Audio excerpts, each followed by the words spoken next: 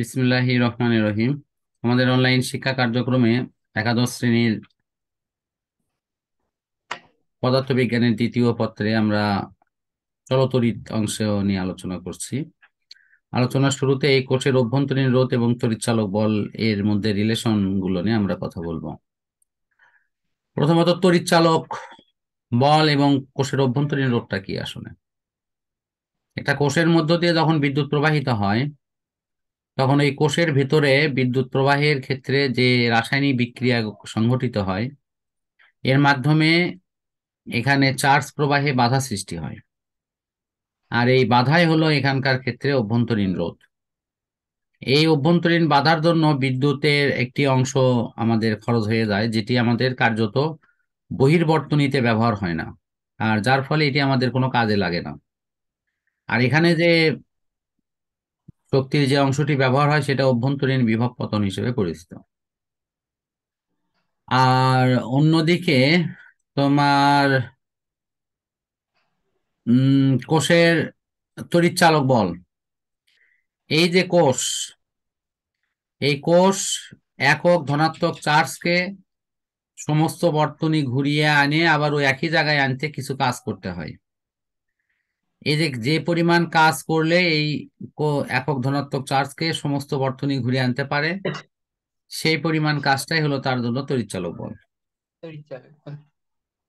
তো আশা করি এটি বুঝতে পারছো, এবং এখানকার মূল বিষয়টা এটাই যে তুমি যদি তড়িৎচালক বলের সহজ সংজ্ঞা দাও তাহলে হবে তড়িৎ উৎস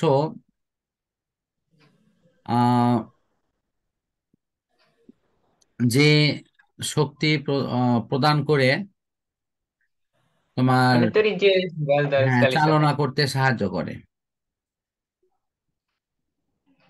অর্থাৎ আমরা তড়িৎ যদি যে বলকে আমরা যদি চালাতে সহজ সাহায্য কথা বলি, যেমন চালক গাড়ি চালায়, বিচারক বিচার করে, ঠিক তেমনি তড়িৎ চালক বল তড়িৎকে চলতে সাহায্য করে।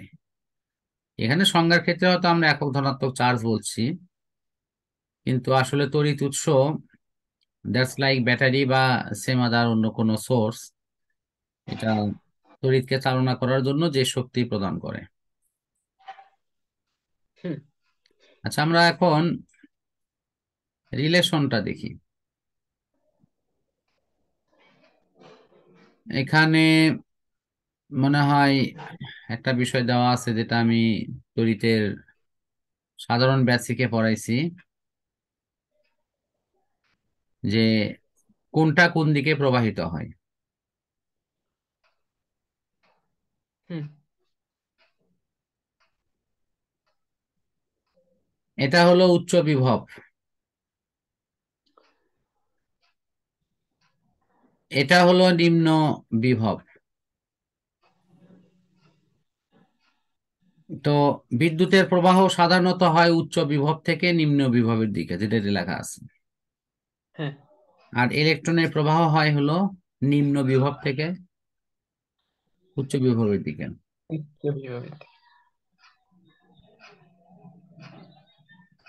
এই মোটামুটি এখানকার।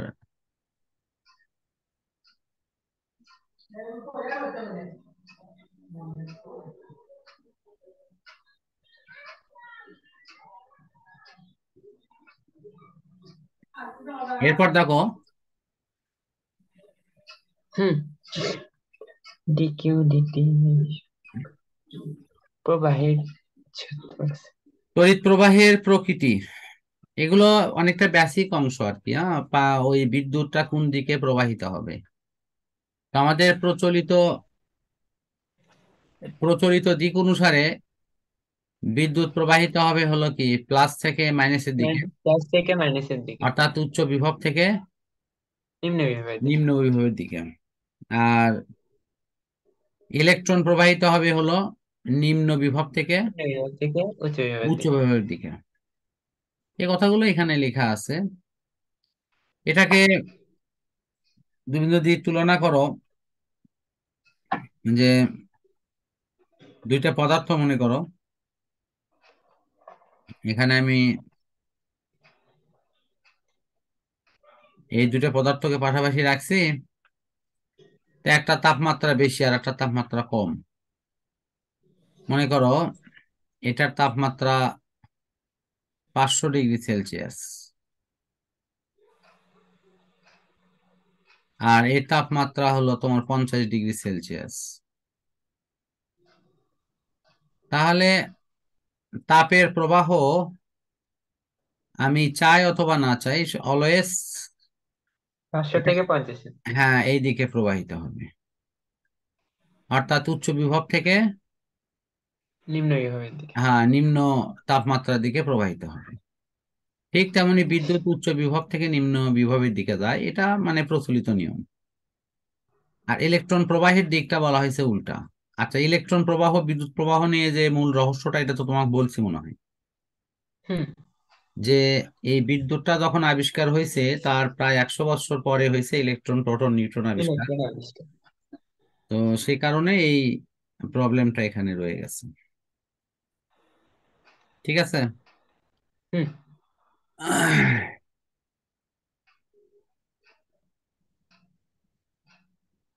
এরপর আছে হলো অ্যাম্পিয়ার। এটার স্বাভাবিক সংজ্ঞা যেটা সেটাই আছে, অসীম দৈর্ঘ্যের এমন একটা তার নেওয়া হবে যার প্রস্থচ্ছেদের ক্ষেত্রফলটা খুবই কম, মানে উপেক্ষণীয় বলা হয়েছে। সেক্ষেত্রে এরা পরস্পর সমান্তরালে অবস্থান করে যে পরিমাণ বিদ্যুৎ প্রবাহ হলে প্রতি মিটার দৈর্ঘ্যে এই নির্দিষ্ট পরিমাণ বল তৈরি হয়, 2 × 10⁻⁷ নিউটন।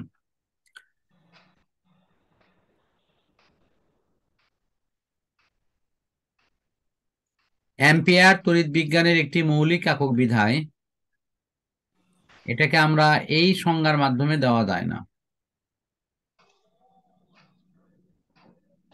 তড়িৎ প্রবাহ মাত্রা মৌলিক রাশি না, হ্যাঁ।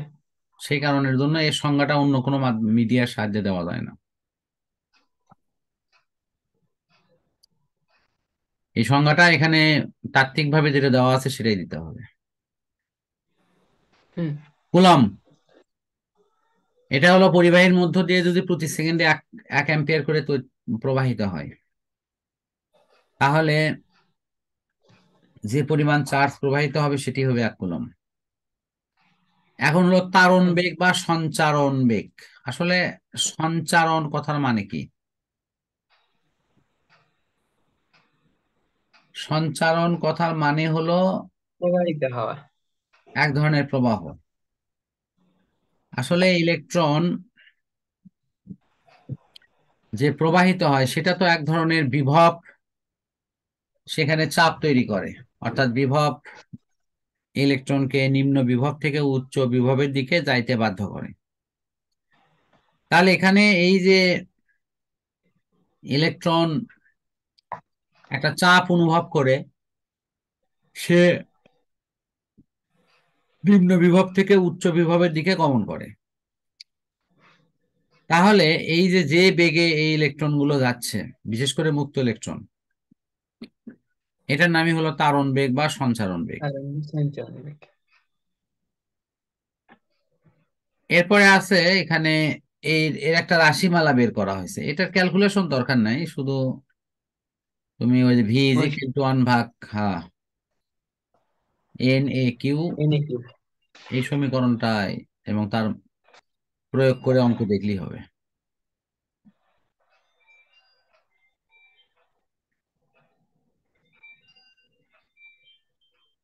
প্রবাহ ঘনত্ব, প্রবাহ যে পরিমাণ হচ্ছে সেটি একক প্রস্থচ্ছেদের ক্ষেত্রফলের মধ্য দিয়ে কি পরিমাণ প্রবাহ হচ্ছে। যেমন একক আয়তনের ভরকে ঘনত্ব বলে, একক ক্ষেত্রফলে যদি চার্জ থাকে তাহলে সেটি হলো চার্জের ক্ষেত্রে এক ধরনের ঘনত্ব। এটা প্রবাহ ঘনত্ব, মানে প্রবাহটাকে আমরা ওই ক্ষেত্রফল দ্বারা ভাগ করব যে তারের মধ্য দিয়ে এটি প্রবাহিত হয়। এক্ষেত্রে আমরা যদি তার চিন্তা করি যে এটা একটা তার,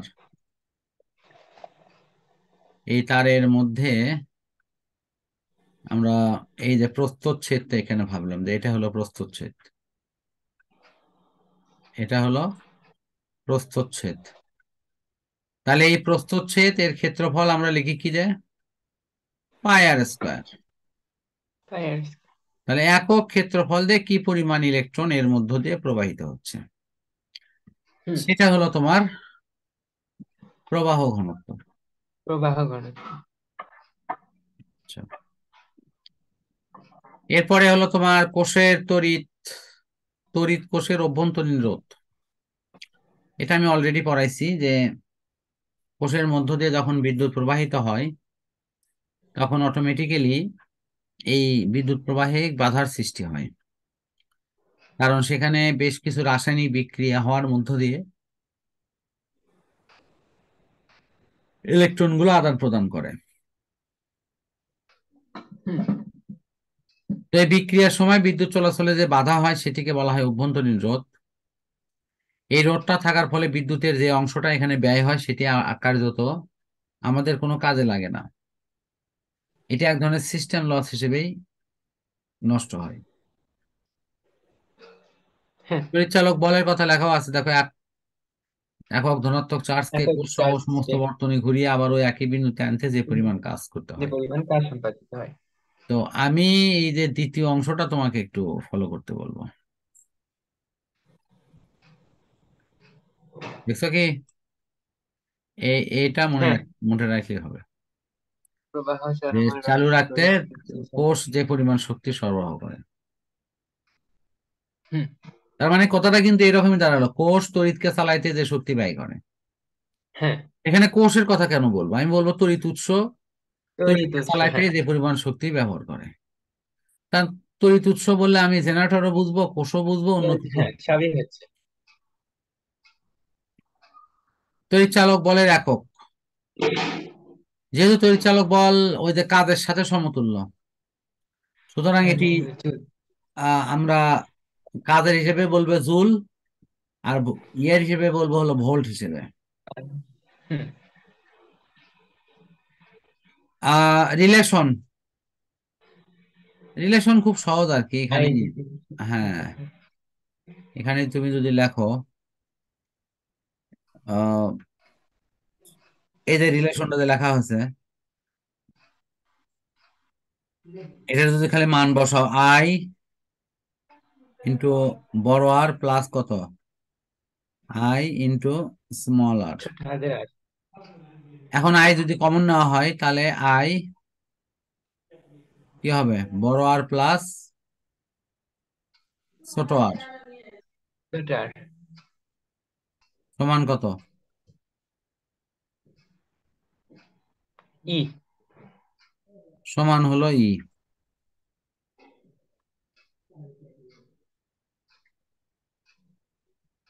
তো এখান থেকে তুমি লিখতে পারো যে আই ইজিক্যাল টু ই ভাগ, আর প্লাস আর। হ্যাঁ, আর প্লাস স্মল আর। ছোট হাতের আর। এই এই যে এখানে যে সূত্রটা লেখা হচ্ছিল না, এটাই তোমার হলো কার্শফের দ্বিতীয় সূত্র। হ্যাঁ। ওই যে তড়িৎ চালক উৎস, হ্যাঁ। হ্যাঁ, একাধিক ঠিক আছে, আর একাধিক যে রোধ এবং তাদের স্ব স্ব প্রবাহের গুণফলের সমষ্টি সমান, সেটাই এটা। হুম।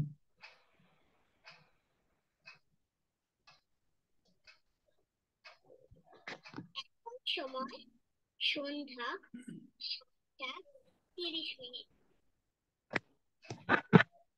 আহ এই যে বিভব বিভাজক নীতি, এটা আমি তোমাকে মনে হয় এর আগে দেখাইছি। এটা হলো যে বিভিন্ন রোধের মধ্য দিয়ে বিভবটা কিভাবে বিভক্ত হয়। তো এটা দেখো, প্রথম হলো তোমার যদি সমান্তরালে থাকে, ইয়ে মানে কি শ্রেণীতে থাকে, তাহলে নীতিটা একটু খেয়াল করো, হুম। V1 V2 V3 এগুলো হ্যাঁ। দেখো। V1 ইজিক্যাল টু ওই যে টোটাল রোধ, মানে মূল রোধকে দিয়ে ভাগ, গুণন হলো ভি।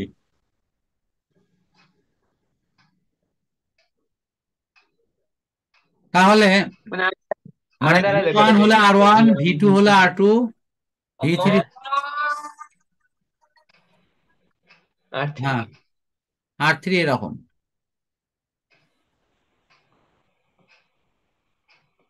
এরপরে ভিএন সমান হলে তা হবে তাই।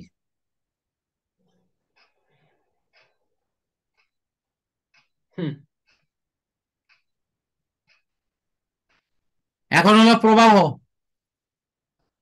তড়িৎ প্রবাহ কিভাবে ভাগ হয়। এটা ভাগ হওয়ার ক্ষেত্রে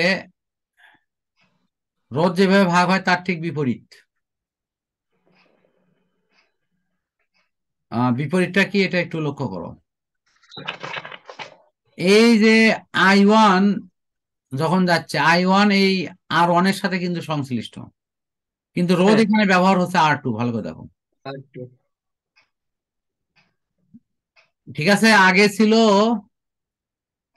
বিভবের ক্ষেত্রে কিন্তু একই ছিল। হ্যাঁ বিভাগের I1 ক্ষেত্রে একই লিখছো, ছিল। তাহলে এখানে ইনটুতে নিচে হরে তো যা আছে সব রোধ ভাগ হলো, উপরে হলো R1 হ্যাঁ ইনটু হলো কত ভি।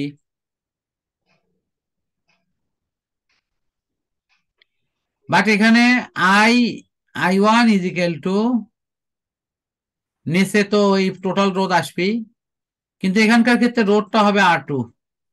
R2 R2 ইনটু হলো তোমার ওই যে আই, হুম যেটা মূল প্রবাহ। আমার মনে হয় এই বিভাজকের এই নীতি ক্লিয়ার। হ্যাঁ